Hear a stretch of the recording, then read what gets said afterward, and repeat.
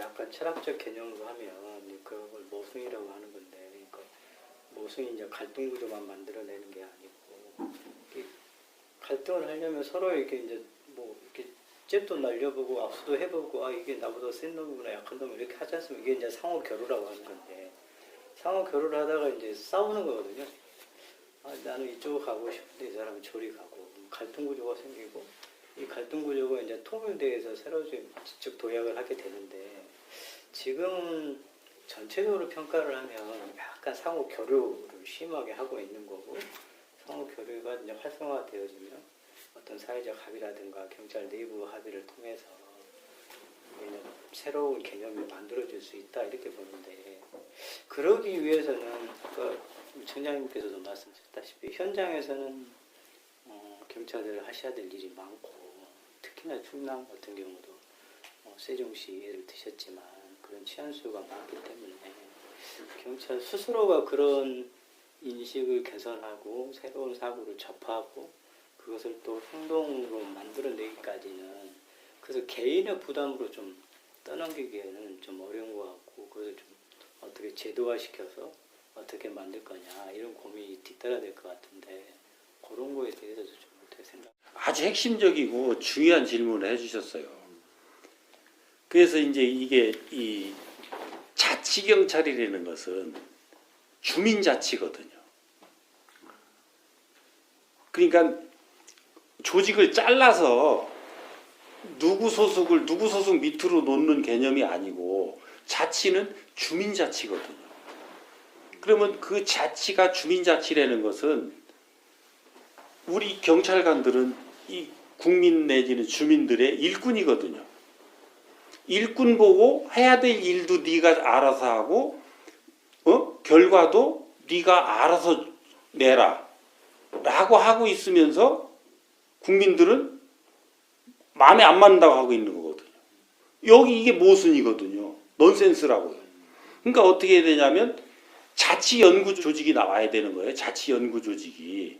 그 국민들이 연구하는 연구조직이, 단체가. 그래서 뭐 하느냐 하면 요 치안과 관련된 이런 부분들에 대해서 그 주민들 그걸 듣고 그거에 따라서 경찰이 어떻게 움직여 가야 되겠다.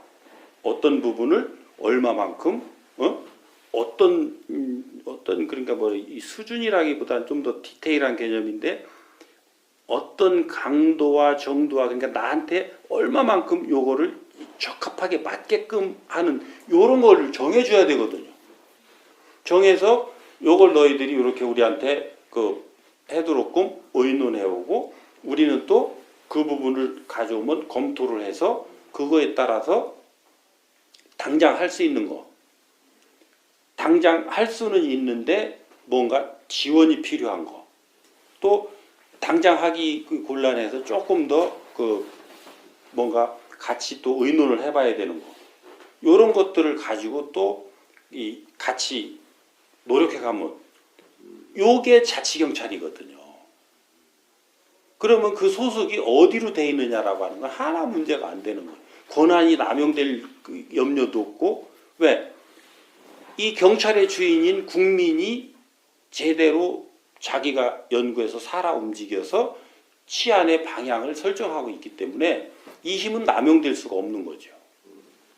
그래서 그 부분이 아주 중요한 부분인데, 지금 이 사회에서 그런 그 기반들이 조성이 되어 있지 않고 모든 것을 다 경찰한테 이것을 그 맡겨놓다 보니까 지금 그런 걱정들을 지금 많이 하고 있는 거예요.